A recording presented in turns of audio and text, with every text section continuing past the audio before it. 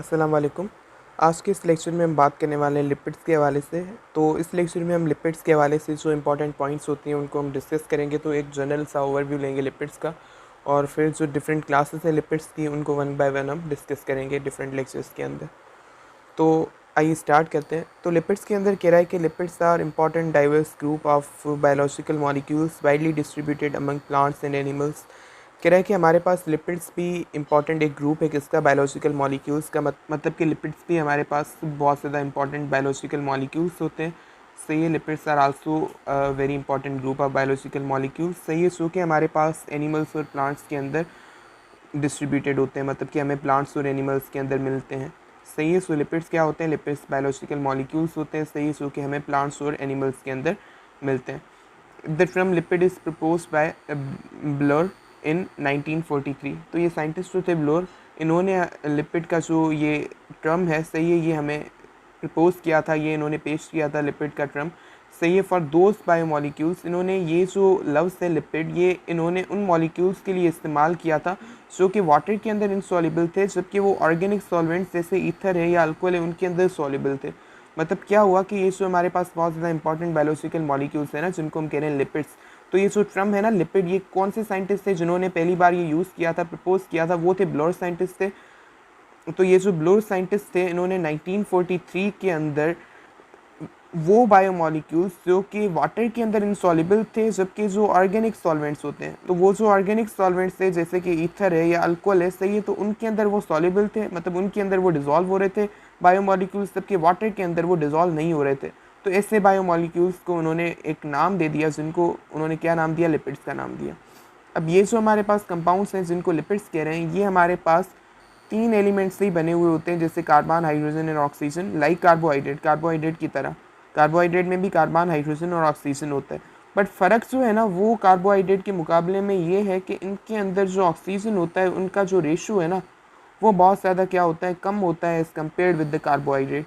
Carbohydrate में बहुत ज़्यादा ऑक्सीजन होता है, जबकि हमारे पास जो लिपिड्स होती हैं उनके अंदर ऑक्सीजन जो होता है वो बहुत ज़्यादा कम रेशो होता है ऑक्सीजन का as compared with the carbohydrate. Carbohydrate में बहुत ज़्यादा रेशो होता है ऑक्सीजन का, जबकि हमारे पास लिपिड्स के अंदर ऑक्सीजन का बहुत ज़्यादा कम रेशो होता है। अब एग्जांपल दे रहा है लिपिड्स के अंदर, एक स्टीयरिन है, ये एक फेट है जिसका मॉलिक्यूलर वेट बता रहा है कि हमारे पास मॉलिक्यूलर फार्मूला जो है ये है C57H110 एंड O6, ये इसका मॉलिक्यूलर फार्मूला है। तो इस मॉलिक्यूलर फार्मूला से आपको ये चीज़ पता चल रही है कि इसके अंदर ऑक्सीजन का अगर हम रेशो देखें तो बहुत ज़्यादा कम है। कार्बन और हाइड्रोजन का आप देखें, इसका 57 एटम्स है, इसके 110 एटम्स हैं, इसके सिर्फ 6 है, मतलब कि इसका जो हमारे पास है ना प्रोपोर्शन दूसरे एटम्स के कंपैरिजन में इसका जो रेशो है ना वो बहुत ज़्यादा कम है।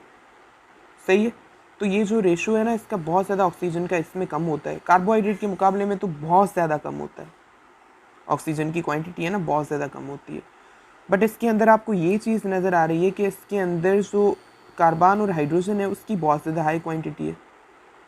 ठीक है, ऑक्सीजन का तो हमने देख लिया कि रेशो इसमें बहुत ज़्यादा कम है as compare with carbohydrate. Carbohydrate के अंदर आप ग्लूकोज को ही ले लें, उसके अंदर C6H12O6 फार्मूला होता है। क्या होता है, C6H12O6, ये क्या है एक्चुअली हमारे पास एक मोनोसेक्राइड होता है। अब इसके अंदर भी आप देख लें ऑक्सीजन का रेशो कितना है, ये जो दूसरे एटम्स हैं कार्बन के 6 होते हैं, हाइड्रोजन के 12 होते हैं, ऑक्सीजन के 6 होते हैं, मतलब रेशो इसका कितना ज़्यादा है।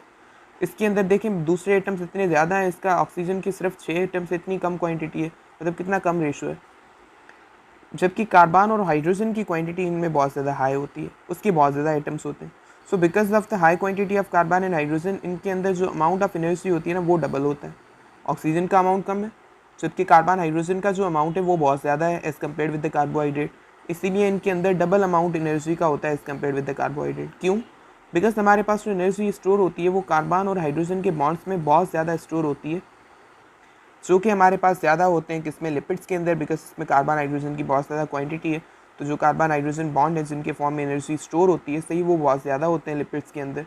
सो इसीलिए इनके अंदर डबल एनर्जी स्टोर होती है as compare with the carbohydrates of same molecular weight. मतलब सेम मॉलिकुलर वेट वाले कार्बोहाइड्रेट आप लेंगे ना और किसी भी लिपिड को उससे कंपेयर करेंगे, दोनों का मॉलिकुलर वेट तो भले सेम, ऊपर जब आप देखेंगे ना कि एनर्जी कितनी हो, सही है, तो एनर्जी ऑलमोस्ट डबल होगी, सही है, हमारे पास लिपिड की सेम मॉलिकुलर वेट वाले कार्बोहाइड्रेट के कंपैरिजन में, बिकॉज उसमें कार्बन और हाइड्रोजन की क्वांटिटी ज़्यादा है, और इसीलिए क्योंकि पोटेंशियल एनर्जी जो होती है वो इन बॉन्ड्स के अंदर बहुत ज़्यादा स्टोर होती है। कौन से बॉन्ड्स के अंदर? कार्बन हाइड्रोजन के अंदर, इसीलिए डबल एनर्जी पजेस कहते हैं लिपिड्स।